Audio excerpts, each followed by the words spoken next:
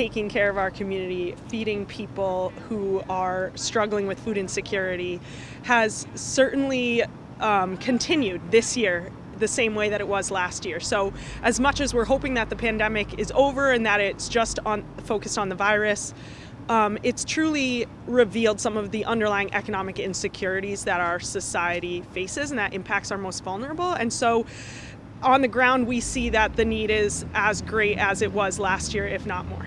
It's too early to call it. We're trying to crunch the numbers right now. We're currently at $380,000. I've got the fingers crossed when we tally all the totals from these marchers who have independently gone out and raised on their own, that we may actually go over that goal.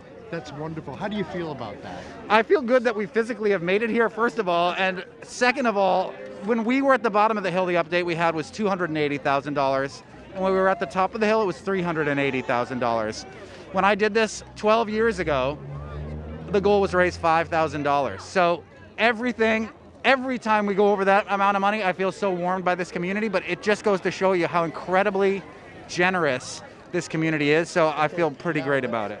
You know, the challenge of hunger is not something halfway around the country, it's halfway down the block. Every single city and town in Massachusetts have people who are hungry. So, you know, Belmonte and the Food Bank of Western Massachusetts, they come up with this crazy march that is, I'm gonna need a chiropractor because of the 43 miles. But it raises awareness about the problem, and it also raises money for the food bank. And tonight, I expect they'll have raised hundreds of thousands of dollars. I wanted to get involved, and I joined, started marching and started a team, and just getting a lot of people involved, and it's grown over the years immensely, and it's really wonderful how big it's gotten and how many people involved and how much money's raised for food in the community. Would you encourage other people to put together teams? Yes, definitely, and also there's virtual marching if you can't do it personally for whatever reason you're physically or time constraint. Obviously there's online. My son's kindergarten class at Deerfield Elementary also did a march at their school today and raised $900. So there's a lot of schools doing that. It's just a great thing of getting everybody involved. We work with over 250 farms in the 3 counties, and farms obviously are a vital part to feeding our community. And the food bank the food bank itself is getting over 500,000 pounds of donated produce from farms, and this was in a year that was a terrible year to grow food. I'm extremely proud and very humbled to be a part of the Stone Soup Cafe. It's a community pay what you can cafe that helps us feed our neighbors. It invites everyone from the community, those with and those without funds to pay for meals on Saturdays, to come and partake of them.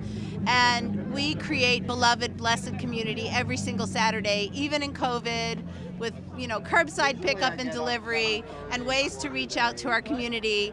And I'm just honored to be a part of this great place, right? Nowhere else but in this valley can magic happen the way it does at our Stone Soup Cafe or at Montes March or any of the other things that we get to do in order to serve one another. Like every year, this is our biggest fundraising event, thanks to Montes and the crew at WRSI. As you've heard over and over again, for every dollar donated, we're able to provide the equivalent of 4 meals. And we know there are a lot of people out there, over 105,000 every month, who rely on food assistance because they just can't put food on the table for a whole host of reasons.